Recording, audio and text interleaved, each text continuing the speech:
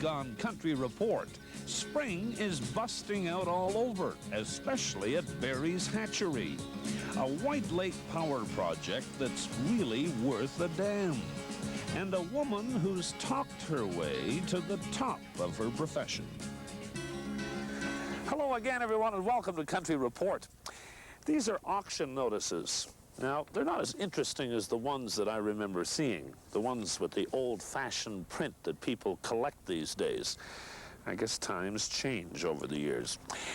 Auctions are still popular, though, in the Valley, but even they've changed over the years a little. Today, even the auctioneer can look a little different.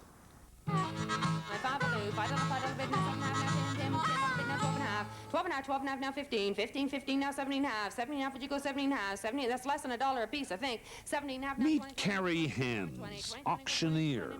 Carrie is one of a half dozen or so lady auctioneers in the Ottawa Valley, but she just happens to be the best lady auctioneer in all of Canada. Number 9, number 9. On this lot, sell all one money. All one money there, give me how much we $5. Carrie and her husband John run their auction business together. But up until 2 years ago, Carrie had never dreamed of getting up on stage to sell. You see, John had always been the auctioneer in the family. But when he came down with the flu on the day of a big sale, Carrie made a suggestion that changed her life. I felt badly for him, and afterwards, at the end of the day, I said to him, I could have auctioned for you today had I known how. I know all other aspects of the business. He said, fine, you're going to auction school. Oh. With John's blessing, Carrie spent 2 weeks at auctioneering school in Mason City, Iowa. That's where she perfected her auctioneer's chant. Mind you, she picked up some odd habits at the same time. Yeah.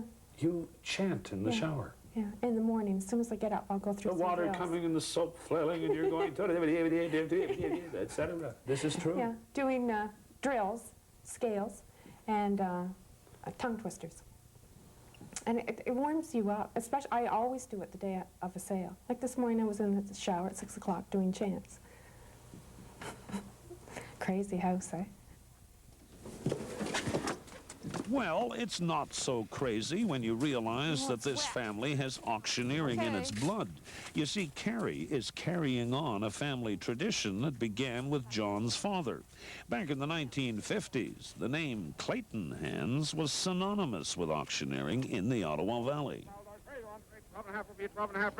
Clayton Hands was a big man with a quick smile and an even quicker tongue, but it was his personality that drew the crowds. He was a very colorful auctioneer and had a tremendous following, and he had a way with people too. He could make them laugh, he could make them cry, he just had them in the palm of his hand. Well, Clayton would be proud of his family today. His son, John, is a successful auctioneer in his own right, and Carrie has taken her newfound auctioneering skills to the top. This year, in an international competition, she won the award for Best Female Auctioneer in Canada, and that's a day she'll never forget. I froze. I froze. You know, you dream about winning. Everyone wants to win, or they wouldn't be in the competition.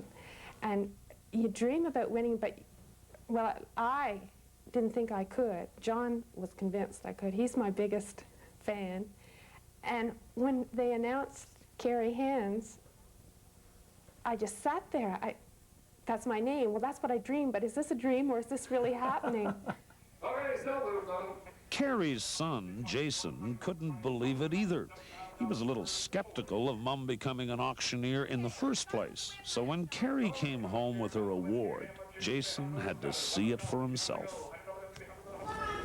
I had to rip open the suitcase to see it. I just had to see that reward.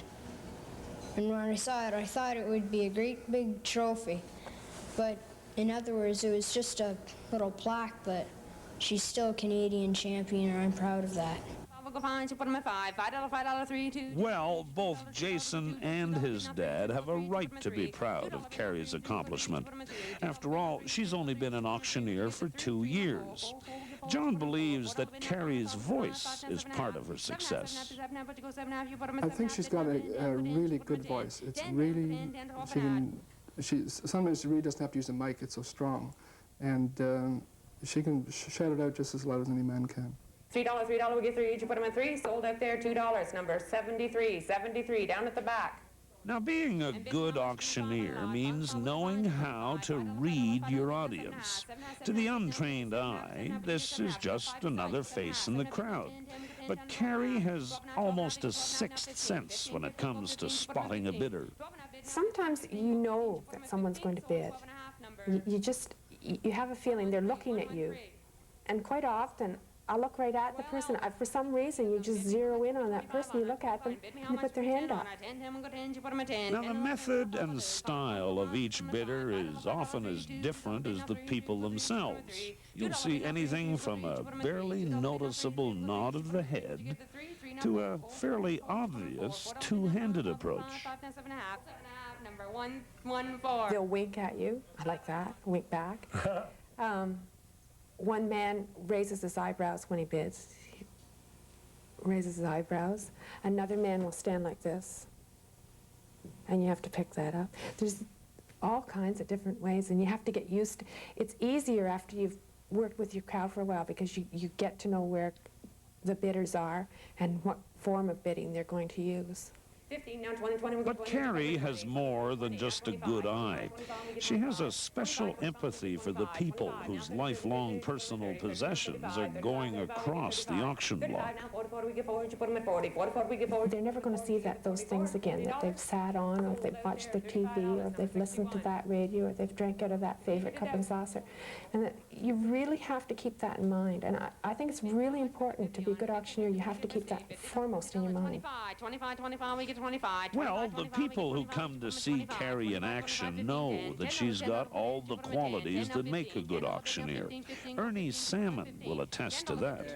She's right on the ball. I couldn't get over how quick she picked it up. You know, it's something different. You know, not everybody can do it. Margaret Miller often comes just to watch Carrie perform. I think she's wonderful. She's very entertaining. Lots of nights we come just to listen to her and have fun. We don't buy anything every night, but it's fun. Beautiful. She's going to be hard to beat. Cliff Gray was an auctioneer himself for a time. He's a Carrie Hands fan. Well, she's got a good roll to her, nice personality, and carries out with it. She's sharp in her eyes, and you can't hold nothing to get her. Now, whenever I go to auctions like this, I'm usually in the audience. But this was the first time I got the chance to stand up front and do the selling. Mind you, it sure helps when you got a coach like Carrie by your side. Okay, now I got to do it the way you did it? Yep. Okay, well, now we're going to start off at $2.